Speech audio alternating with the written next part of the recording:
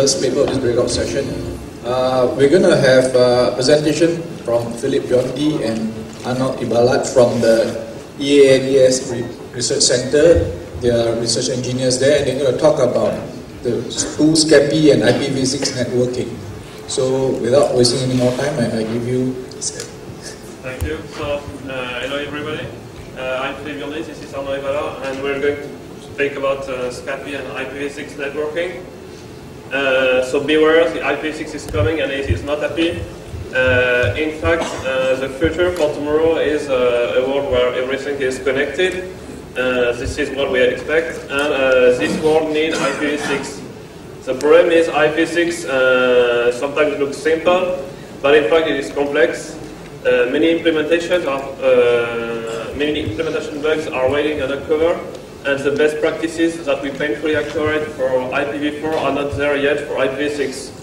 And last but not least, in the standardizer, they still have the let's make something cool and we'll secure it later mentality. To fight against this, we need testing tools to help us emerge best practices, to earn bugs, to demonstrate the flaws, and to show the actual risk of some buggy implementation, bad practices, and stuff like this. So here is the outline of our presentation. I will begin by a short introduction to the network testing tools world, see a bit what the problematics are and what we can do to overcome them. Then I have a big chapter about the SCAPI concept, how it works, to introduce you to SCAPI. And then Arno will speak about the SCAPI 6 extension which bring IPv6 to SCAPI. And we will finish by some security filing, some fun stuff that we can demonstrate with SCAPI 6. Okay, so this is an introduction about network testing tools. They all share some common parts. You always have a packet forging stuff that you will find in many tools. Some testing tools like Ping, for example, this is the first one, will use packet forging capabilities. Stuff that are used by scanning tools are shared with testing tools. Fingerprinting tools also use these capabilities, and attacking tools also use packet forging and sniffing capabilities. This is a way to try to have a taxonomy on this. We have many networking tools, this one, and they all share the same problems. The first one is most of the tools won't be able to forge exactly what you want. First, most of them only support TCP/IP protocol suite, and most of them are command line tools. And this means it's very, very hard to build exactly one packet, and it's even more harder to build a set of packets to achieve a test. This is why popular tools, the more easy to use templates or scenery with few fields to fill to get a working packet or set of packets. But this means that you will never do something the author did not imagine. So in fact, you often need to write a new tool for yourself if you have special needs. The problem is that building a single working packet from scratch with C, even with good libraries, will take an average of 60 lines of C code. So when you need when you have a special needs but not a lot of time, well, you forget about it. So that's bad. And that's not because you have two tools that implement the given techniques, that you can mix them to have a new resulting technique. For example, if you have an hard cache poisoning tool and you have a double.1 queue encapsulation tool, that does not mean you have an hard cache poisoning with double.1 queue encapsulation. So again, you have two tools that implement each one a technique, and if you want to combine them, you need to write a new tool. If you don't have time, you don't do it because it takes a lot of time. As an example, if you know one tool that can do one of those simple things, just tell me. Do you have any idea of something that can do padding? Something that can set a more fragment flag on an IP protocol scan? Well, if you think about it, you know many stuff that can do IP protocol scan. but none that can set this flag. It's so easy, but nobody thought about it, and you can't do it because the author did not imagine it.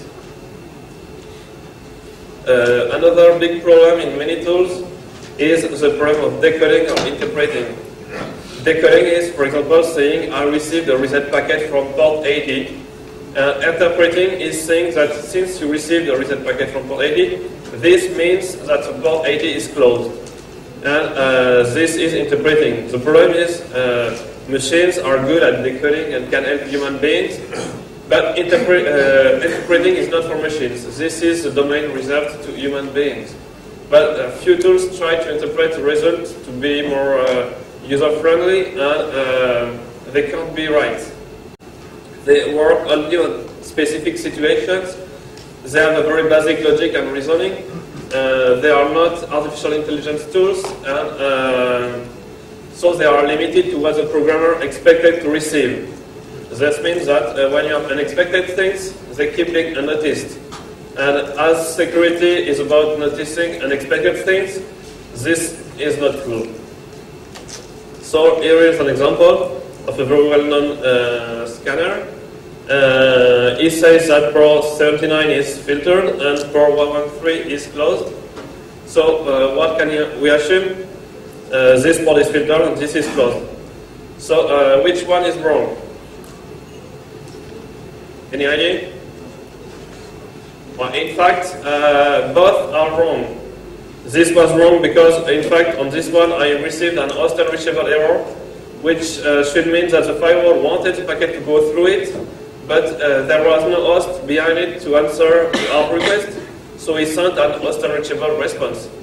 Nmap is reporting it to be filtered, but in fact, it really goes through the firewall, but it only means there was no host behind it.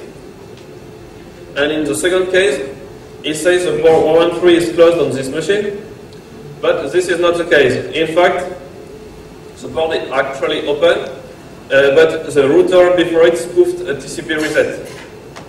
So this is interpretation, this one, but it was wrong in both cases, and it should have, if the scanner have said I received an host unreachable a packet and I received a reset packet, that would have been decoding and that would have been right, and we would have been involved to get the real interpretation. So this is an example of why it is bad to make tools that try to interpret the result instead of only giving the facts. Another problem is tools that only partially decode what they receive. So they show only what the programmer expected to be useful, and this is a kind of interpretation, choosing what's important and what is not. This also means that unexpected things keep being unnoticed. For example, with HPing, I send an ICMP to my Linksys router, and this is what I get. If you look at the packet, you see that everything is decoded correctly, but only partially. And something unexpected happened. Did you see it? Can you notice it? Actually, it will be very hard to find it because we are very bad at decoding. But if you look carefully, you will look that this is Ethernet panning, and it is not null. This means that maybe some memory leak has happened, and this may be an ether leaking flow. I can't be sure about this, but this means you need to investigate what it is. But if you only use HPing, you won't see it. Okay, to conclude this, we have very few popular tools, and they give a very subjective vision of tested systems. And in fact, the world is seen only through those tools. This means that you won't see what they can't see. And this means that many bugs and flaws may remain unnoticed on very well tested systems because they are always seen through the same tools that all have the same bias. Okay, now let me introduce SCAPI. SCAPI is a program that is a Python program that uses the Python interpreter to look like a domain-specific language. So, for example, you can give commands. In fact, SCAPI only provides function and classes to the Python interpreter, and you type command to the Python interpreter that we call SCAPI classes or SCAPI functions. If you call the ls function, you will get a list of all the fields that are supported. You can call the lsc function to get a list of the documented commands. Scapy has been designed to be not monolithic. This is the usual tool. You only have one square with everything inside, with one technique included, and the tool is only able to do one technique. Scapy provides you a core and layers and techniques. You can use it without the techniques that are included. You can use it with your own techniques. This is what is the normal use. But you have also techniques that are already implemented, so that you can use it without rebuilding them from scratch each time. So the core is responsible for packet assembly mechanisms, interaction with kernel, packet disassembly, etc. The layer parts is the part that describes how the layer must be assembled and disassembled. And the techniques part rely on the core and the layers to provide the techniques like trace route, scanning, and stuff like this. This means that when the core improves, all the existing layers take advantage of it. And when a new layer is added, then it immediately benefits from the core. This means that in very few lines you can describe a layer, and it is ready to be assembled, disassembled, sent on the network, and stuff like this.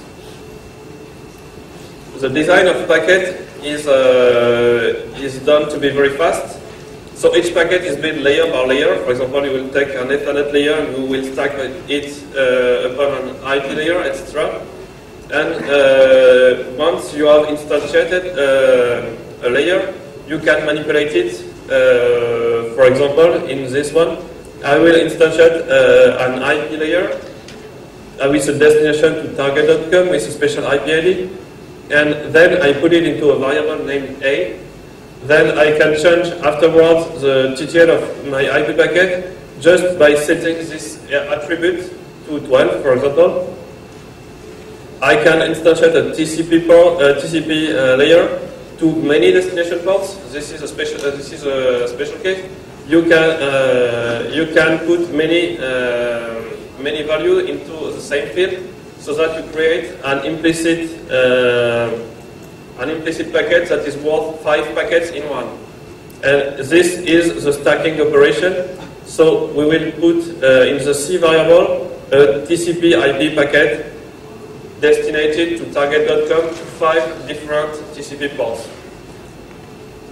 And each field that has not been set has a default working value. In fact, designing a packet in Scapy, it's like ordering food at fast food. So you say, I want a Big Mac, French fries, ketchup, mayonnaise, up to 9 chicken wings, and a Diet Coke. And with Scapy, it's the same. You say, I want a broadcast MAC address, IP payload to ketchup.com and mail.com, TTL value from 1 to 10, and a UDP payload. You say it, you have it. And even more faster than saying it. So just doing this, we have 18 implicit packets defined in one line. Because we do the Cartesian product between these 2 values and these 9 values. The default values are chosen to be the more practical possible. The IP source is chosen according to the destination and routing table. Checksum is computed, source MAC address chosen according to the output interface. Ethernet type and IP protocol determined by a carrier and stuff like this. And the other fields have default values that are chosen to be the most useful one. For example, the TCP source port is 20, UDP source and destination are 53, and ICMP type is echo request. So if you do pen test, you will understand very well this value and this one. If you use the ls function on an IP, you will say all the fields you will encounter in a given layer. For example, IP, you have all the fields of the IP protocol. You will notice the non-value. This has a special meaning. This means that the value has to be automatically calculated. This is an important step. It means that when you have to say, please calculate it for me, you don't have to use a value from the set of possible values. Not like the kernel, when you say, for example, when you put 0 to the checksum for the kernel, it means, please calculate it for me. So you lose the value 0. Here, you still have it. So if you say checksum is 0, it really means 0. If you want it to be calculated, you put none. And you can combine everything with everything. So You can stack what you want, wherever you want, put any value you want, even if it has no sense. I'm not there to tell you what you have to do and what you don't have. You know better than me.